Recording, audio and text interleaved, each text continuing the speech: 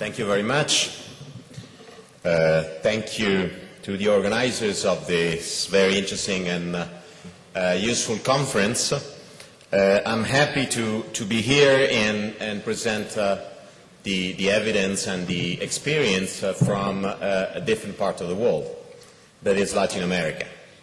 I'm representing here the Inter-American Development Bank, which is a development bank that finances through development loans different initiatives to promote socio-economic development in Latin America.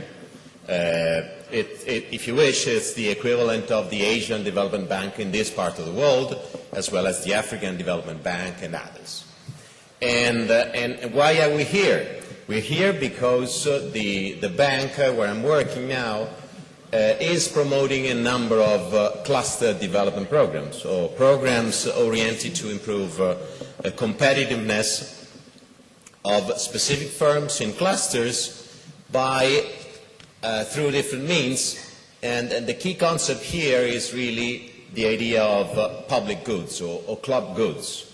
Behind this cluster development program, there is the idea of helping enterprises define what their priorities are, do it collectively, improve and strengthen the mechanism of local governance, of local coordination and organization and government of collective decisions, and define a plan, a competitiveness plan, or a plan to improve their performance and address specific bottlenecks and specific obstacles they may face, and define an action plan. That is, what needs to be done? What are we going to do next? What's the main obstacle to our development as a cluster? Is it training? Is it specific access to a specific public or club good, like a laboratory or a metrology center or a testing center or a quality control device? And should the cluster invest more in research development? Should it try to promote exports and so on? So the core of these cluster development programs is really to help local clusters identify their obstacles, define collectively what to do, define an action plan, and trying to do it. And the bank, being a bank, operates through financial means. And this is really a back-of-the-envelope calculation of the different clusters and the different initiatives that the bank has been promoting in Latin America. Forgive me for the imprecisions and the numbers that are not definite and still approximate, and I'll tell you why. But essentially the bank is operating through three main ways, promoting clusters.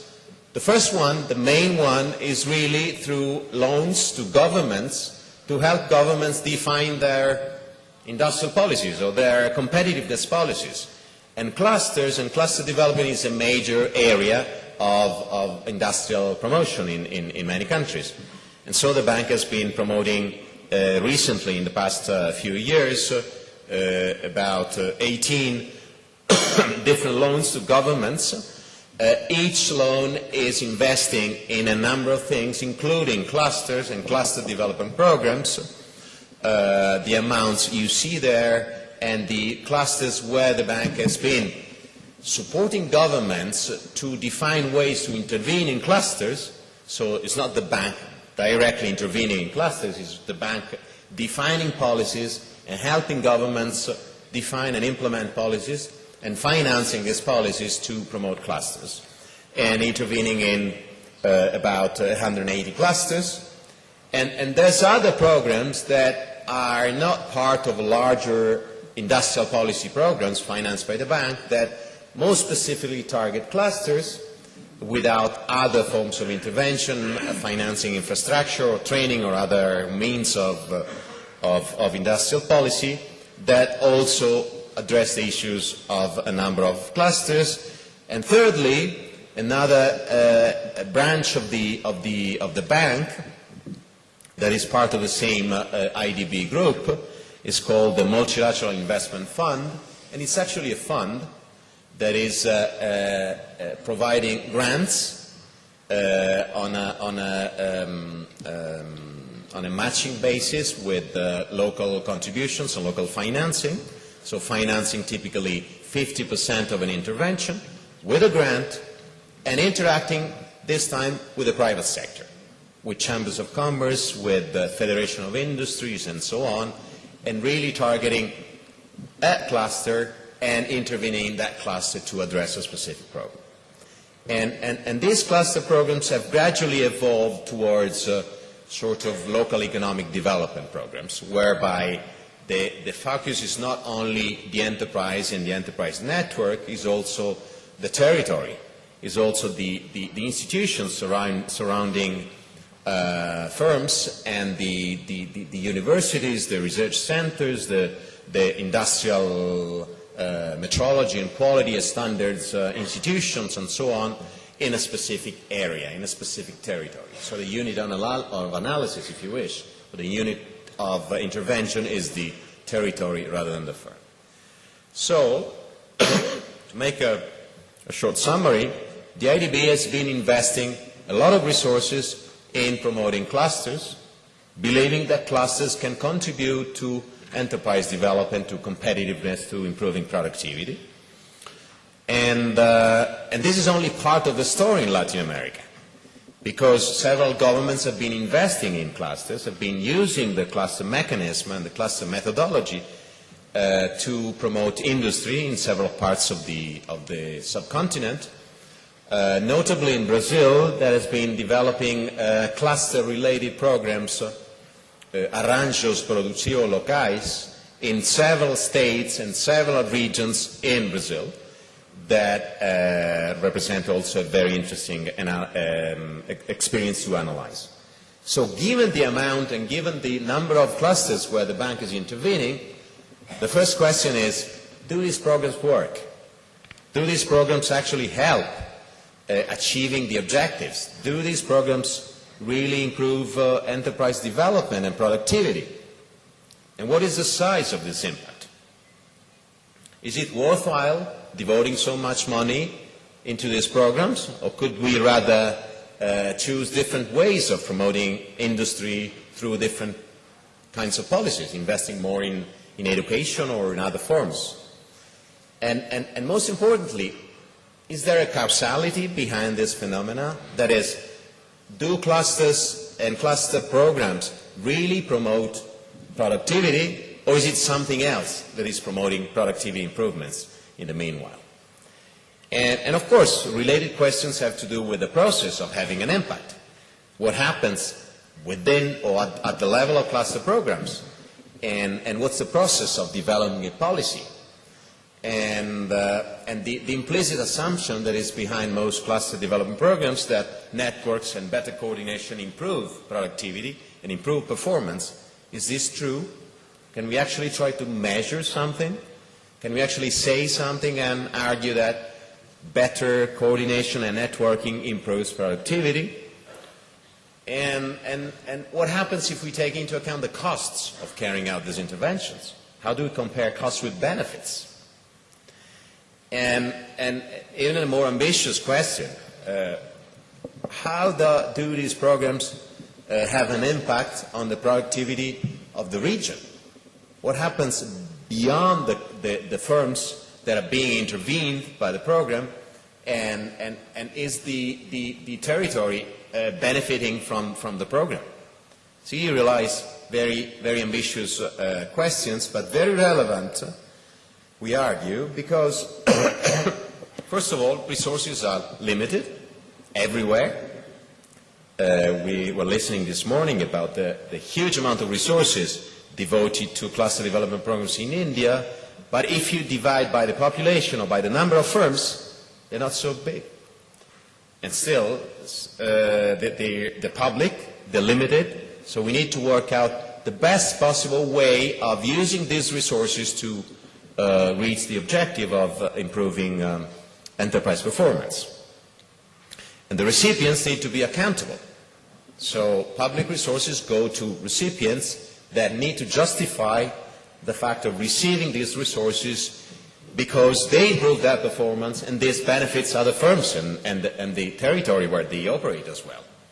And most importantly, being the bank also a development actor and a policy advisor to governments in the world, we need to learn how to improve enterprise performance and cluster performance. Is there anything we may change to our programs? Can we advise governments differently and advise them on different mechanisms, different processes they should undertake? And in order to try to address these issues, we've been developing a number of evaluations at the bank, realizing that the evaluation of cluster development programs is especially difficult. There are not so many evaluations around because this is a very difficult task. First of all, cluster development programs are complex. They're not they're very different from a simple treatment, from a vaccine, or from a specific training course. They tend to be indirect, they tend to be facilitative, they tend to be system-oriented, so they try to help the system work better, the linkages work better, and to the benefit of firms and to the benefit of the territory, and the menus of actions tend to differ. So interventions tend to be specific for specific clusters. And in most cases, we don't know ex ante beforehand what the interventions will be like.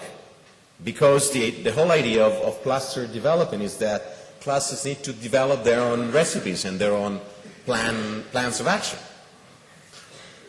And secondly, effects require long periods of time to fully manifest. So our research is revealing that it takes at least 3 to 5 and even longer years to really record positive results of cluster development programs. And that happens, and what happens is that perhaps the effects will reveal themselves after the project ended, perhaps under a different administration that might not have the interest of analyzing what happened with the previous administration managed cluster development program.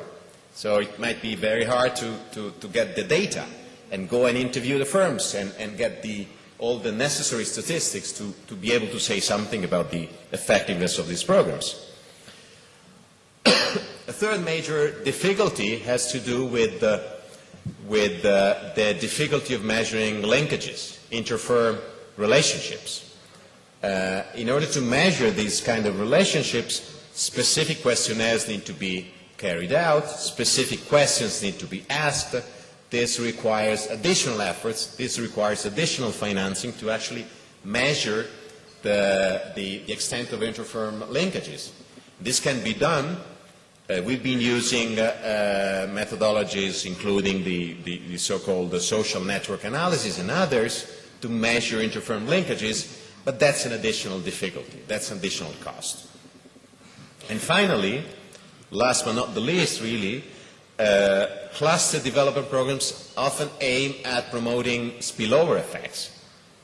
Aim at promoting spillovers, that is, this is the jargon of the economists, apologize for this, but the idea is that, that the program may end up benefiting not only the firms of the cluster that are being intervened, that take part in the program, but also other actors, other firms that perhaps are located nearby, or perhaps are other firms where workers that used to work in another firm that was part of the cluster development program then move and work in these different firms and bring with them all the wealth of knowledge and practice and methods that can benefit other firms. And in several instances, cluster development programs really aim at promoting spillovers and positive spillovers. And that poses a further challenge to evaluation and to evaluators, trying to understand to what extent firms that did not directly take part in the programs are actually getting the benefits of the program as well. To address all these issues, we launched a program of different evaluations, developing methods and using methods and applying them to specific programs. And these methods range from very quantitative econometric analysis with the most sophisticated techniques to the analysis of linkage and inter-firm relationships with social network analysis methodologies, to case studies, because we also believe that case studies can draw light on the process of policy development and policy implementation and can really help us understand how policies work. And we have some publications, some of them are available on the website of the bank, and notably a book that is forthcoming in a few weeks,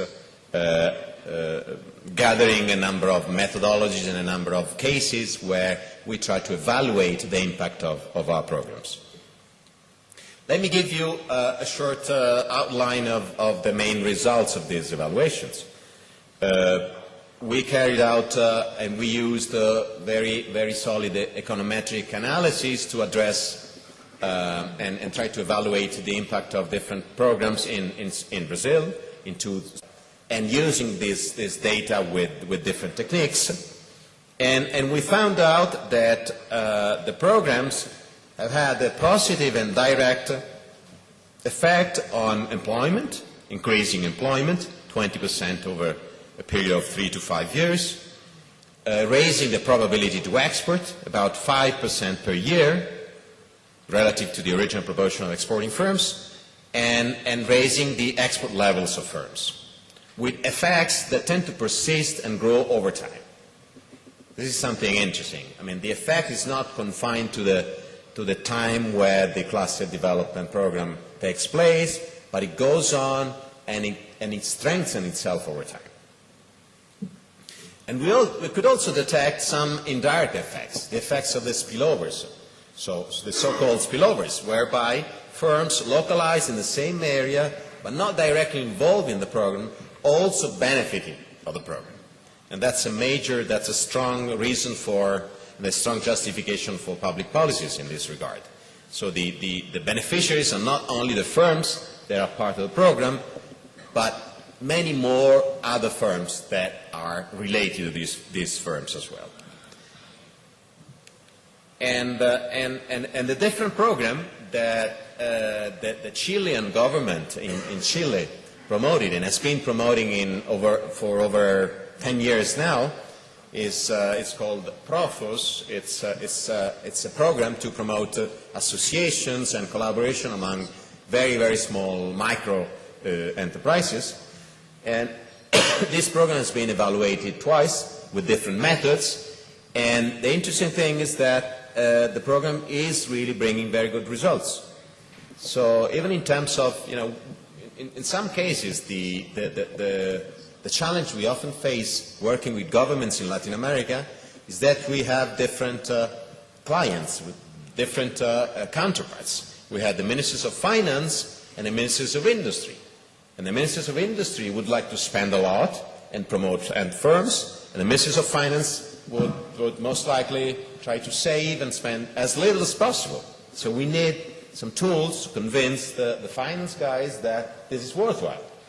And these evaluations are providing us with the tools to show that for each dollar invested in these programs in Chile, for example, an additional $2.4 were generated. And this also increased the fiscal revenues, so it's a good business for the state as well to invest in these activities, because in turn the states will get larger fiscal revenues. And at the micro level, we also observed that the firms that took part in these programs better face the crisis. They have a stronger resilience, a stronger flexibility to better address the crisis that might intervene. We use different techniques, notably the so-called social network analysis, to analyze another program in Argentina, in Cordova, where the bank has been promoting cluster development in the electronics industry, and where the specific objective of this program was really to strengthen the local linkages and cooperation and improve local firms' access to technology and innovation. And we developed this evaluation by carrying out an additional set of questionnaires to firms that took part in these programs in order to detect the extent of and the variety and the structure of their relationships.